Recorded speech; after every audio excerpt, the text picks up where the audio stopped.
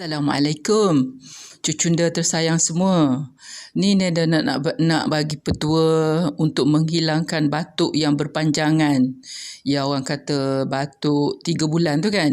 Ini semua ni yang Neda dah amalkan. Kalau Neda batuk berpanjangan atau rasa perik sangat, akan batuk yang terkencing-kencing tu kan, pergi ambil belimbing buluh yang kecil tu, yang kecil yang baru keluar tu kan.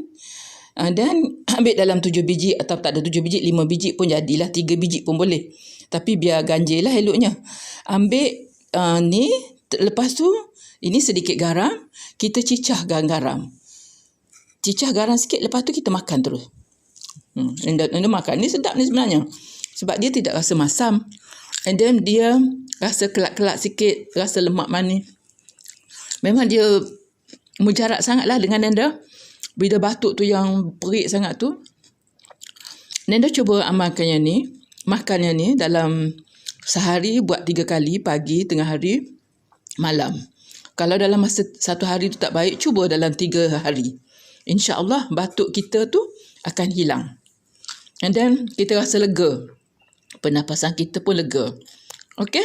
Itu yang Nenda nak bagi petua ni. Petua untuk batuk yang berpanjangan, supaya hilang perik tu, and then batuk pun akan berkurangan.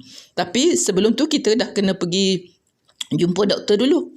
Makan ubat yang doktor bagi dulu. Kalau masih juga tak baik, baru kita cuba yang ni, alternatif yang ni. Okey, Assalamualaikum warahmatullahi taala wabarakatuh. Selamat mencuba.